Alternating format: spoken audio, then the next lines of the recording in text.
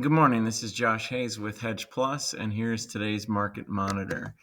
We came on off a stretch where it seemed something major was happening every day, and to start the day today and see how little of a major impact is occurring right now is a weird feeling.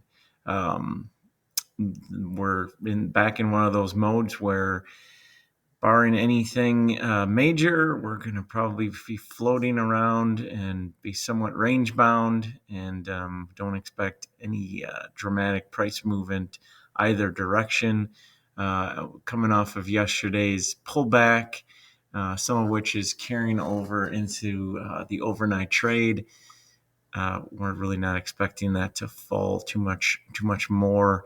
We're going to find immediate support at the levels we're at right now, and what the market's really essentially doing is waiting for the next impetus to move higher, more clarity, trade deals to be announced, um, weather issues to present themselves.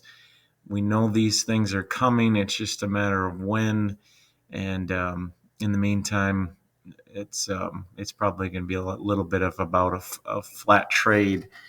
Thankfully, we've got strong exports continues. Yesterday's inspection report had all three major grains well ahead of the USDA's annual pace, and both corn and wheat exceeded the highest projections from the trade. So that was positive to see.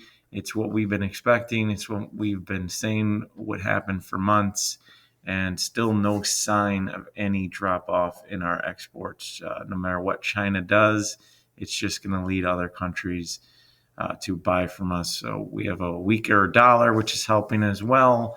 And like I said, just the moving around of deck chairs. Countries that maybe would have not bought as much from in the past are buying from us now and will continue to do so. Winter wheat, good to excellent rated conditions. We saw another dip of 1% on the report that came out yesterday afternoon.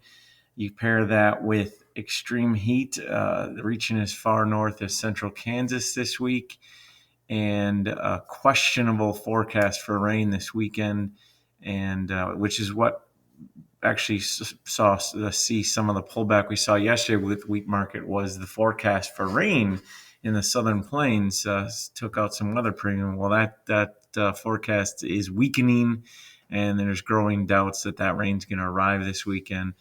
So we'll perhaps see a little bit of a bounce back from wheat today.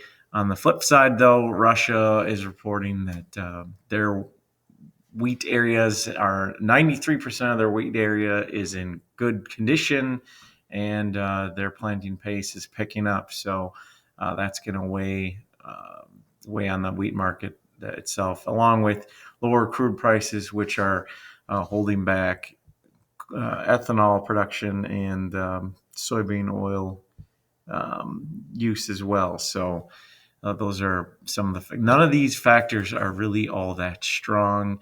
This isn't anything near the level of what we've been seeing the past couple of weeks. Again, we're waiting to see when those next dominoes will fall, and it's we're just kind of entering a period which we expected, which is we got back some of the losses from the irrational fears about the trade wars and tariffs.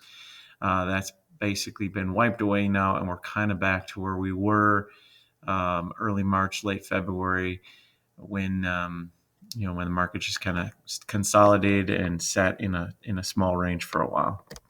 Taking a look at the weather, floodwaters in the eastern Corn Belt, Ohio River Valley, Tennessee River Valley, are expected to recede by this weekend.